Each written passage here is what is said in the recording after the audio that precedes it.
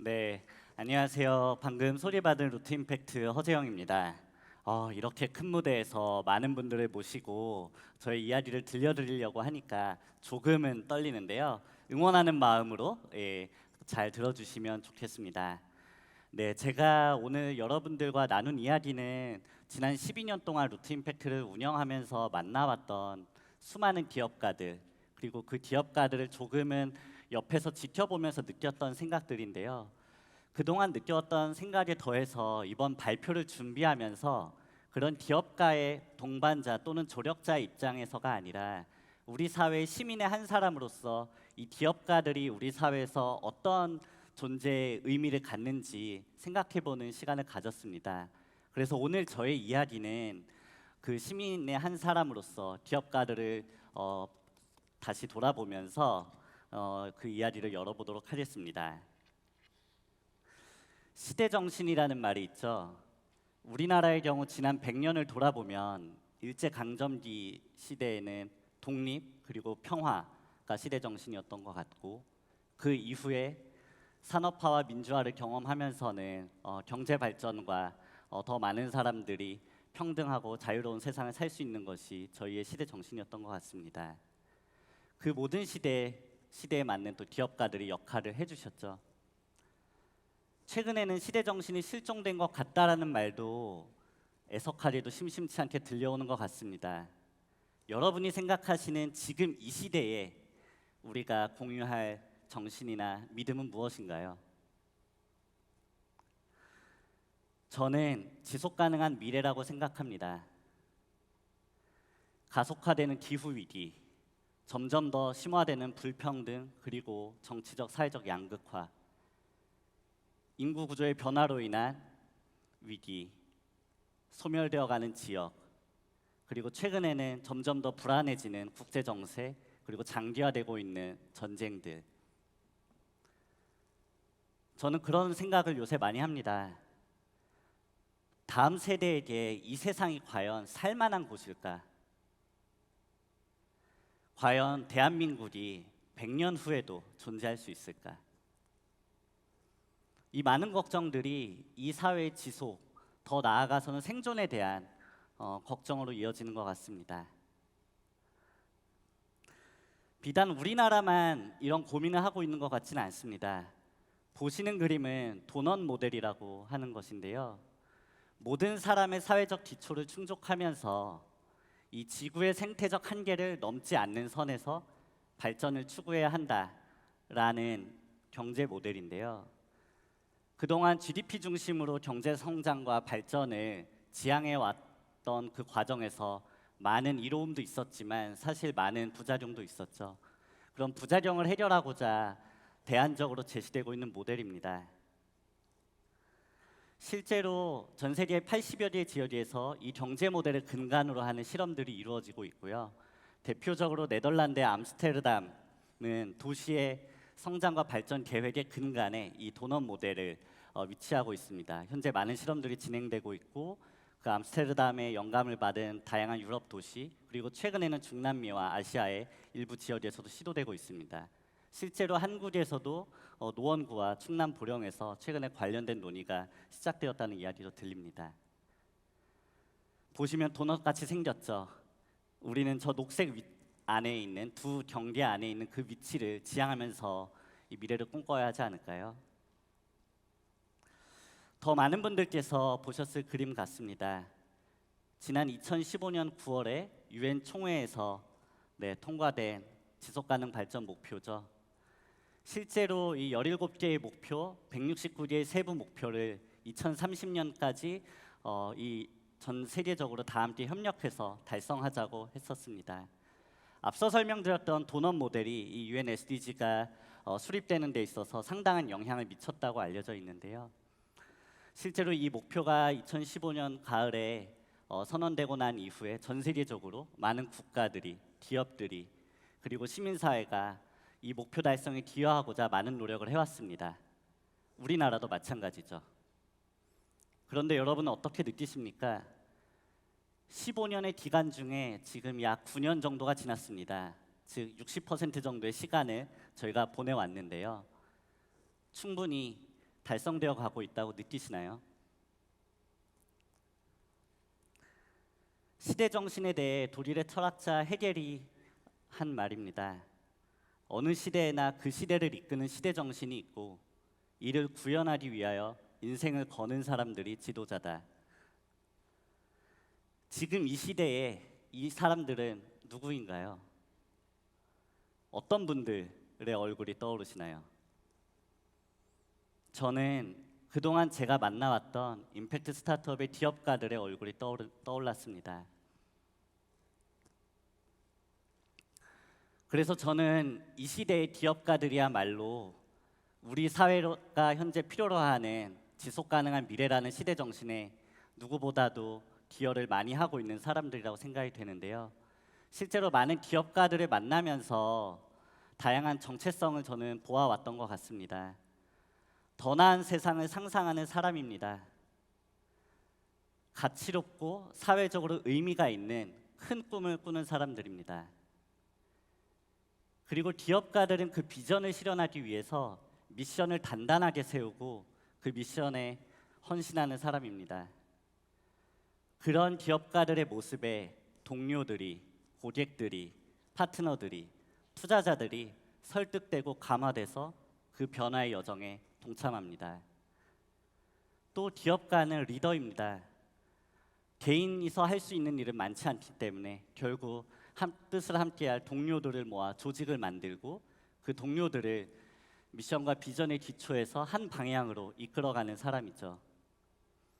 그 조직의 의사결정과 행동의 근간이 될 가치를 분명하게 세우고 누구보다 앞장서서 그 가치를 살아가는 사람입니다. 그런 리더의 모습에 감화돼서 그 조직의 문화라는 것이 형성이 되죠. 또 기업가는 혁신가입니다. 새로운 가치를 창조하는 사람이죠.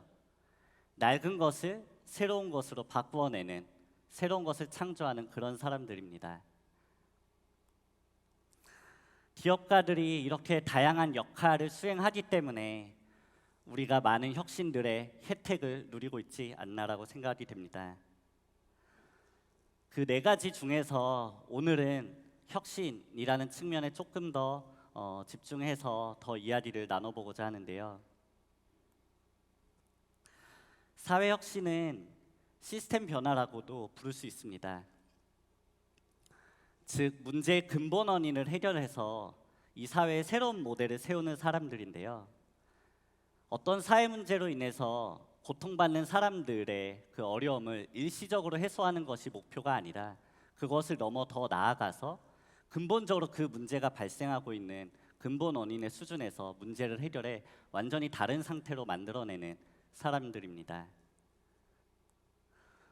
조금 다르게 표현하면 현재 안정적이지만 불공정한 상태를 새롭고 정의로운 미래로 바꾸어 나가는 사람입니다. 그래서 현재의 균형점을 우리 모두가 더 이상적이라고 생각하는 미래의 새로운 균형점으로 움직이는 일인데요. 균형점을 이렇게 옮겨가기 위해서 기업가들은 정말 부단한 노력을 합니다. 문제를 발견하고 그 문제에 대해서 깊이 탐구합니다. 그런 과정에서 기회를 발견하고요. 이 사회적으로 의미 있는 가치 제안을 개발하죠. 그리고 가장 중요하게 실행하고 또 실행합니다.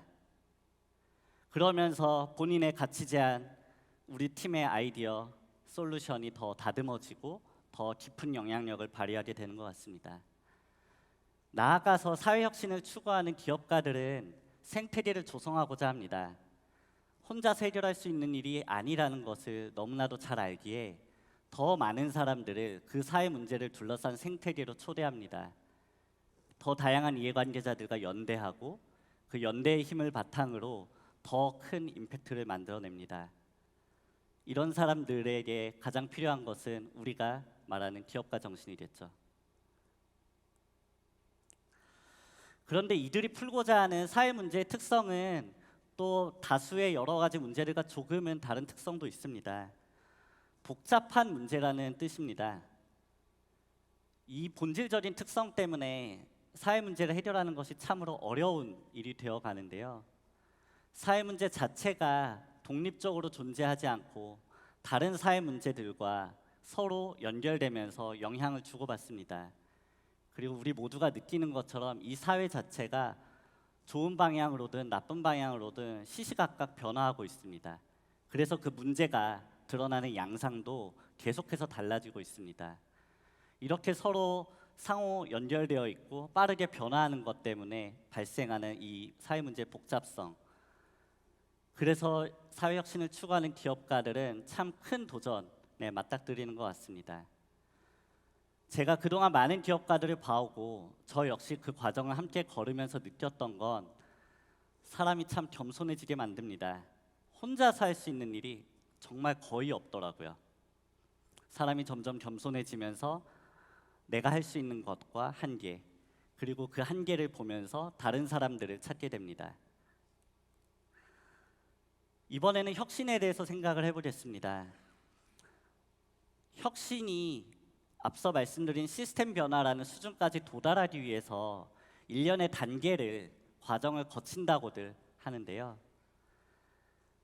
그 문제에서 기회를 발견하고 탐구하는 것, 그리고 그 문제 해결을 위해서 아이디어를 만들어내는 단계에서부터 시작을 해서 반복된 실행과 시행착오를 거치면서 검증한 솔루션을 더 성장시키고 사회적으로 확산하는 그 단계를 거칠 때에 비로소 앞서 말씀드린 구조적으로 근본적인 변화를 만들어낼 수 있습니다. 보기만 해도 오래 걸릴 것 같지 않나요? 정말로 오랜 시간이 걸리는 것이 이 혁신이라는 목표인 것 같습니다. 이처럼 혼자서 할 수 있는 일이 아니고 단시간에 할 수 있는 일이 절대 아닌 이 사회 혁신, 이 어려운 도전을 하고 있는 임팩트 스타트업 기업가분들에게 당부드리고 싶은 것이 4가지 있습니다. 첫 번째 말씀드리고 싶은 건 장기적 시각입니다. 현재 창업을 해서 기업을 운영하고 계신 분들, 그리고 예비 기업가분들도 여기 계실 텐데요. 생각보다도 훨씬 더 긴 시간이 요구되는 게임인 것 같습니다. 그렇기 때문에 부디 긴 호흡으로 이 레이스를 시작하시길 바라고 너무 빠르게 달려서 소진돼서 쓰러지는 일이 없으셨으면 좋겠습니다. 그리고 그 레이스에서 무엇보다 중요한 것이 끈기입니다. 앞서 말씀드렸던 것처럼 뭐 하나 쉬운 일이 없었던 것 같습니다. 빛나는 순간보다 어두운 순간, 그림자 안에 위치해 있던 순간이 참 많은 것 같습니다. 창업을 하고 기업가로서 살아간다는 것은 사실은 상당히 그래서 외로운 일이라고 저는 느꼈고 보아왔던 것 같습니다. 이런 끈기라는 것을 갖기 위해 각자만의 방법이 있을 텐데요. 자기를 잘 살피시기 바라고 자기를 지지해 줄 수 있는 가족, 친구, 그리고 동료들과 좋은 관계를 이루시면 좋겠습니다. 기업하기도 바쁜데 이런 것까지 하라고요. 그게 여러분에게 정말 든든한 버팀목이 되어줄 것입니다. 세 번째는 협력입니다. 앞서 말씀드렸던 것처럼 혼자 할 수 있는 일이 정말 없기 때문에 이 협력은 필수인 것 같은데요. 협력에 모든 걸 우리 회사 혼자서 하려고 하기보다는 협력이 열려 있고 또 반대로 다른 사람들이 협력하고 싶어하는 그런 기업가, 그런 조직이 되는 것이 중요합니다. 마지막으로 유연함을 말씀드리고 싶습니다. 긴 시간이기 때문에 정말 예상과 다른 일들이 너무나도 자주 그리고 갑자기 찾아오는 것 같은데요. 그런 상황에서 당황하지 않고 계속해서 비전과 미션을 향해 가기 위해서는 충분히 더 본인이 의식하는 것보다 훨씬 더 유연한 마음가짐으로 이 일을 대하는 것이 좋겠다라는 말씀을 꼭 드리고 싶었습니다. 마지막 이 이야기로 저의 발표를 마치려고 하는데요.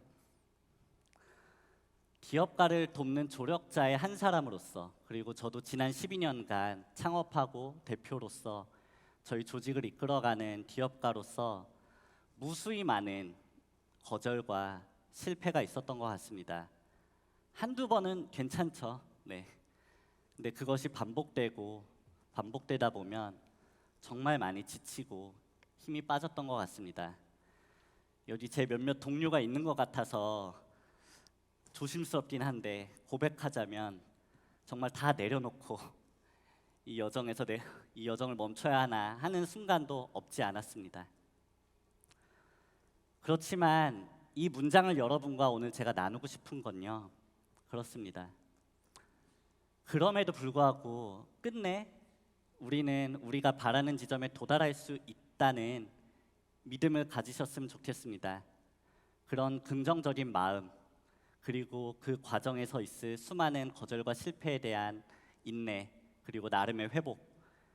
이것은 여러분 기업가와 동료들뿐만 아니라 앞서 말씀드렸던 대로 앞으로 다가올 지속 가능한 미래를 만드는 일이라고 생각하기 때문입니다. 그 지속 가능한 미래에 기업가 여러분에게 그 많은 것을 우리가 의존하고 있는 것 같습니다. 존경, 그리고 사실 이 언어로 담을 수 없는 무한한 감사를 기업가 그리고 그 동료분들께 전하면서 제 발표를 마치도록 하겠습니다. 경청해 주셔서 감사합니다.